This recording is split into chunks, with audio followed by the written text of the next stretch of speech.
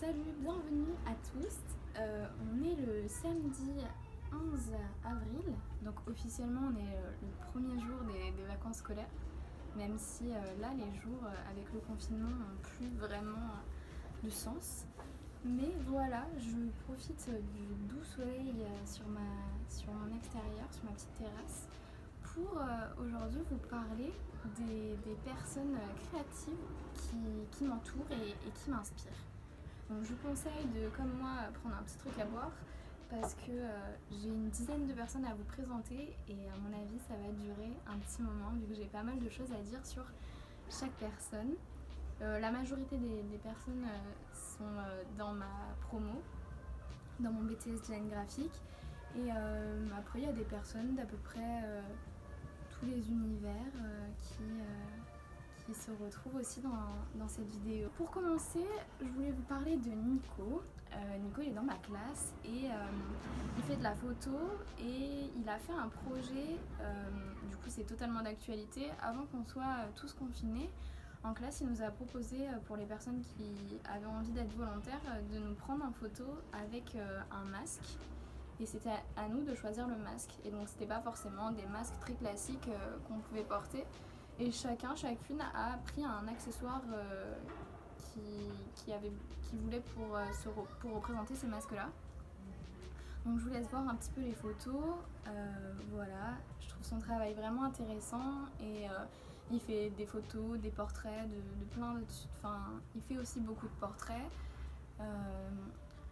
Du coup, voilà, j'avais envie d'introduire cette vidéo par lui vu que ça colle vachement avec l'actualité.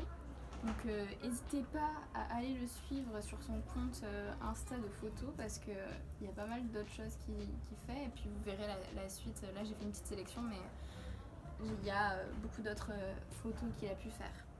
Ensuite j'avais envie de vous parler de Clem. Voilà, Clem c'est aussi un gars de ma classe avec qui comme Nico je m'entends super bien. Et Clem lui il a créé sa marque. Ça s'appelle Mauvais Oeil et du coup Clément il fait des t-shirts et des sweats.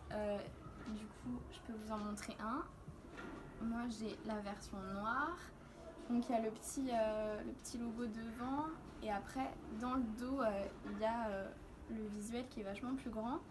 Donc oui vous allez me dire que ce modèle il n'est pas sur son e-shop mais c'est normal en fait, c'est moi qui l'ai coupé, je suis un très mauvais élève et vu que je veux jamais garder les choses en état, bah, j'ai coupé son sweat donc non vous ne le trouverez pas coupé et je vous conseille pas de le couper en vrai, en fait vous faites ce que vous voulez.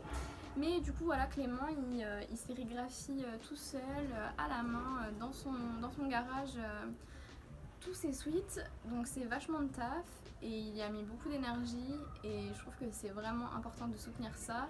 J'ai vraiment pas l'habitude de m'acheter des fringues neuves mais là pour soutenir les potes ça m'a fait vraiment plaisir d'acheter. J'ai acheté du coup le sweat et j'ai aussi acheté un t-shirt que j'ai pris en blanc. Donc je vous mettrai les visuels aussi pour que vous puissiez voir. Donc pareil, Clem, je vais mettre le lien pour aller lui faire une petite commande si écoutez, ça vous intéresse.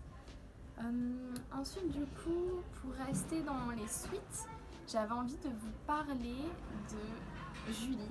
Julie c'est vraiment ma meilleure pote et elle se lance dans de la broderie sur sweat. Elle fait de la broderie à la main et elle lisse des petits visuels assez positifs. Donc c'est vachement autour du self-love et du coup c'est carrément un autre univers que celui de Clément, c'est plus du tout de la sérigraphie. Et elle crée avec ses mains des broderies. Du coup je vous mets un petit extrait de vidéo d'un des suites que j'aime beaucoup qu'elle a pu faire. Et du coup n'hésitez pas à aller lui faire des petites commandes. Elle peut faire des commandes sur mesure aussi. Enfin, vous pouvez lui parler d'un de vos projets et puis elle pourra le réaliser. Du coup voilà, sa marque ça s'appelle Killer's Bend. Voilà, super accent anglais comme vous vous en doutiez. Je parle très bien anglais. ensuite, du coup, pour rester dans la couture, j'avais envie de vous parler de Mathilde. Mathilde, elle est aussi dans ma classe et elle a lancé une marque qui s'appelle Petite Commère. Donc en gros, Petite Commère, c'est un peu le nom qu'on a dans le... Enfin, c'est un groupe de classe qu'on a créé où il y a à peu près tout un noyau dur qu'on a créé dans la classe. Et du coup, vu qu'on fait vachement de commérage, on s'est appelé les petites commères et elle a pris ce nom-là pour créer sa marque. Alors Mathilde, elle m'a fait cette pochette, je pense, il y a 2 ans. Et du coup, il y a un petit utérus parce que oui, Mathilde sait aussi très bien broder. Elle m'avait mis un petit tampon avec pour faire la fermeture. Et il est plein de paillettes. J'adore cette pochette, je l'emporte quasiment partout. C'est ma pochette pour le tatouage. Donc voilà, Mathilde, elle peut faire très bien aussi des commandes perso et elle m'avait mis un petit utérus parce que j'ai pas une très bonne relation avec mon utérus et du coup elle m'avait fait cette petite pochette qui était un peu une pochette avec du love à l'intérieur. Donc comme j'ai parlé d'utérus, je peux transitionner avec la personne dont je vais vous parler après et du coup j'ai envie de vous présenter la vulve. Elle fait des moulages de vulve sur des personnes qui sont volontaires et ensuite elle va mettre, enfin elle les plâtre et elle va les coller sur des plaques et elle va pouvoir ensuite mettre des annotations pour indiquer tout ce qu'il y a dans l'anatomie et qui est souvent pas montré quand on a nos cours d'éducation sexuelle. Du coup elle annote tout, elle annote la position du clitoris, elle annote le méa urinaire, l'entrée du vagin, les lèvres internes et les lèvres externes. Et ensuite, elle va les coller dans la rue pour faire de l'éducation populaire, pour que tout le monde ait accès à ces notions d'anatomie, souvent trop oubliées. La vulve, c'est vraiment une personne que j'affectionne énormément et qui m'inspire beaucoup parce que c'est vraiment une personne qui est très militante et qui lutte pour énormément de combats où je me sens totalement en accord et qu'elle a mis des tutos sur sa page Insta parce que maintenant elle fait plus trop de moulage et cette personne aimerait que en fait les personnes volontaires prennent la relève et fassent des moulages de leur propre vulve et après puissent mettre les annotations et que ces personnes-là aillent les coller directement dans la rue. Donc n'hésitez pas à aller regarder son tuto et si ça vous intéresse à le réaliser et à faire votre moulage à faire le moulage de votre vulve.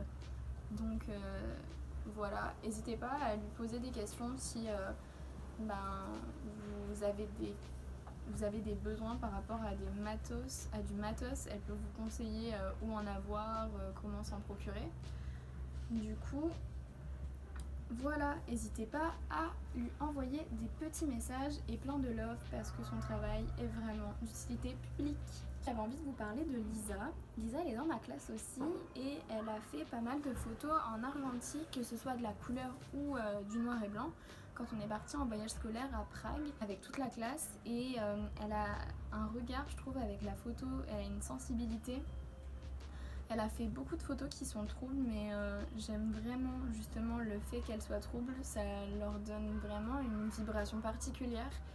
Et elle a fait des petits portraits, des petits paysages. Et vraiment, j'aime beaucoup les photos qu'elle en a ressorties.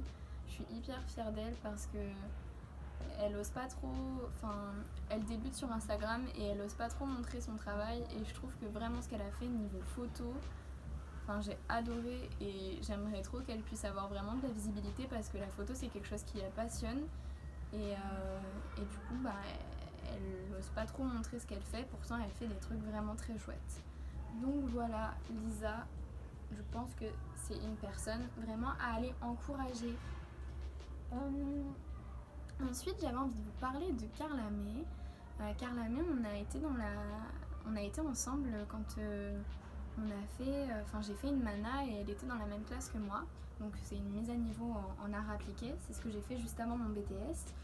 Et du coup Carla May, elle fait pas mal de la vidéo. Et elle fait beaucoup de superpositions. C'est des couleurs assez acidulées. Et elle choisit toujours une musique. Enfin toutes les musiques qu'elle choisit, elles sont toujours ouf. Elle utilise vachement des vieilles instrus old school et j'adore à chaque fois autant ce qu'elle filme que le montage qu'elle fait et la musique qu'elle y rajoute. Enfin, j'adore. À chaque fois, c'est plein de vie, c'est plein de rythme, ça a beaucoup d'énergie ce qu'elle fait. De façon hyper poétique de faire ses montages. J'aime son œil, j'aime vraiment les couleurs qu'elle emploie, le rythme qu'elle y met. J'adore. Enfin, vraiment, c'est quelque chose qui me plaît beaucoup. Après, pour rester dans des couleurs acidulées, j'avais envie de vous parler du travail de Jade. Jade, elle est aux Beaux-Arts de Marseille et elle fait de la peinture, de la sculpture, elle fait beaucoup de créations. Elle est hyper prolifique et Jade, elle fait vachement de choses qui s'inspirent de... Elle fait des créations... Jade, elle fait des créations très mystiques, des sculptures... avec des... Enfin, ça se rapproche vachement à l'art psychédélique, je trouve. Elle met énormément de nature dans ses créations. Elle fait énormément de choses sur sa... Enfin, elle fait énormément de créations autour de sa vision du monde. Jade, c'est vraiment quelqu'un qui a une imagination mais débordante. Et elle a une aisance quand elle crée. Enfin, c'est vraiment quelque chose que j'admire chez elle, c'est qu'elle a une facilité à créer. Enfin, on dirait que tout est toujours spontané quand je la vois créer. Et du coup, ça m'inspire beaucoup. Aussi, avec Jade, on a créé un projet. Et avec Jade aussi, on a publié un fanzine l'année dernière. Et du coup, je vous invite... Oh, une fleur qui vient de tomber. Je vous invite à aller suivre notre page. Ça s'appelle Les Sorcières de Mars. Et là-bas, on va essayer de mettre pas mal de contenu autour de l'ésotérisme et de tout ce que je vous ai parlé dans la première vidéo. Et Jade, c'est une personne que j'aimerais bien faire une vidéo beaucoup plus longue sur Jade pour qu'elle puisse parler de tout plein de choses parce qu'elle a vraiment beaucoup de choses à dire et elle est aussi hyper engagée. Elle est aussi hyper engagée au niveau de l'écologie et son point de vue, il est vraiment très intéressant. Et puis, elle crée énormément de choses très chouettes. Ensuite, j'avais envie de vous parler d'une autre personne. J'avais envie de vous parler de Ondine. Ondine, en ce moment, elle fait ses études... cette année, elle fait ses études à Bruxelles. Et Ondine, je pense qu'autour de moi, c'est aussi une des personnes qui est la plus prolifique. Encore hier, je parlais avec elle de ça et en fait, je trouve qu'elle a une imagination qui s'arrête jamais. Elle a de l'idée sur tout. Elle a un univers qui est totalement... elle a son univers qui lui est totalement propre. Et j'admire parce qu'elle a vraiment son identité et que aussi elle se lance dans pas mal de projets malgré qu'elle trouve que ce soit jamais abouti ce qu'elle peut entreprendre. Moi j'admire le fait qu'elle cherche qu'elle travaille avec plein de médiums différents. Elle fait beaucoup de photos argentiques, beaucoup de vidéos, beaucoup de dessins.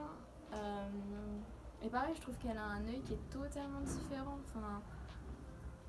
Que ce soit à travers les illustrations, à travers les photos qu'elle fait, elle a vraiment un truc qui se démarque et j'adore ce qu'elle crée.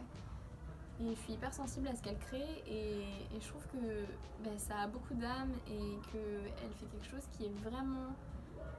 Elle a une pratique qui est vraiment riche et puis elle va dans tellement de directions différentes. Je trouve ça vraiment trop chouette qu'elle exploite plein de choses.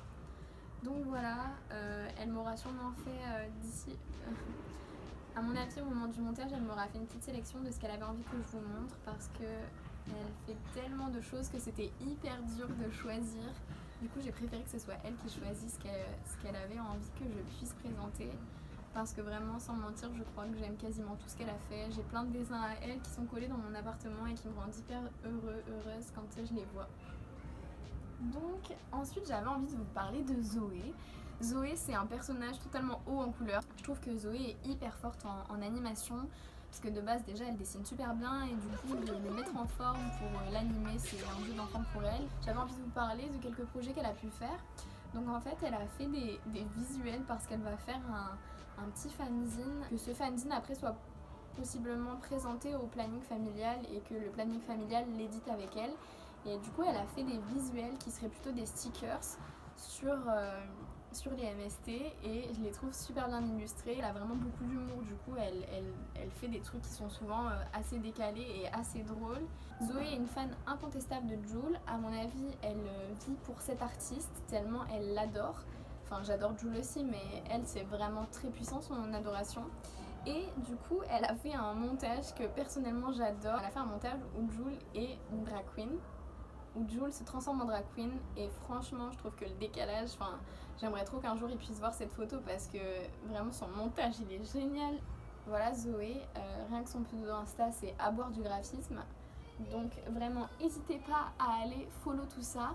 Du coup ensuite j'avais envie de vous parler de Justine. Justine c'est une de mes amies d'enfance et c'est totalement par hasard on s'est retrouvés à faire le même cursus. Elle a fait une mana pour ensuite après faire un BTS. On l'a pas du tout fait dans la même école mais on a suivi le même cursus. Du coup Justine, pour vous dire à peu près, enfin en fait j'ai l'impression que je vous parle vraiment de personnes qui sont assez prolifiques et qui sont créatives dans beaucoup de domaines différents. Justine elle est super forte en illustration. Elle fait de l'illustration depuis qu'on est toute petite et elle a toujours su créer son identité et avoir un style qui lui est propre. Et cette personne n'est vraiment pas que douée seulement en illustration. Elle est aussi hyper forte en graphisme, enfin vraiment elle fait des compositions à chaque fois, elle fait des petits livrets avec des compositions qui me fascinent, enfin vraiment elle fait une... Enfin, il y a un équilibre entre ses mises en page, entre ses photos, déjà elle fait aussi de la photo, donc voilà, encore un médium qu'elle maîtrise super bien. Et elle fait là en ce moment un caractère typographique qui va être trop chouette. Donc la dernière personne dont je vais vous parler aujourd'hui, je vais vous parler de Philomène, aka Philokunst. Du coup Philomène, ça fait 3 ans qu'on est dans la même classe et dès la première année il y a eu un réel coup de cœur amical et c'est pour ça que j'ai envie de parler d'elle. C'est une personne qui s'est beaucoup cherchée au début et qui a énormément hésité avant de se lancer. Et là en fait elle est hyper créative, elle dessine quasiment tous les jours et elle publie presque tous les jours. Elle a une aisance dans le trait, enfin elle a un trait qui reste très enfantin mais d'un côté qui exprime énormément de choses avec quelques petits éléments.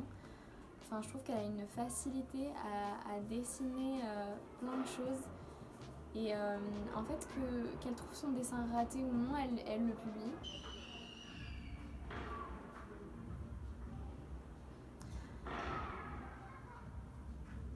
Moi j'aime... Mais oh les voisins!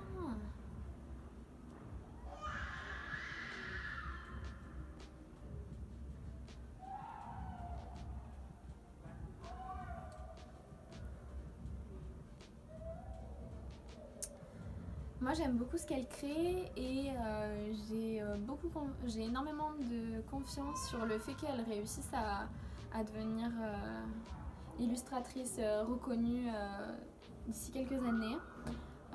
J'espère qu'elle publiera plein de romans graphiques, plein de BD, j'espère qu'elle publiera plein de livres, enfin vraiment je le souhaite. Et comme ça j'en aurai plein dans ma bibliothèque. J'adore sa façon et sa légèreté de créer et j'espère qu'elle prendra de plus en plus confiance en elle parce que, enfin Philo, je te le dis à toi, ce que tu fais c'est vraiment cool.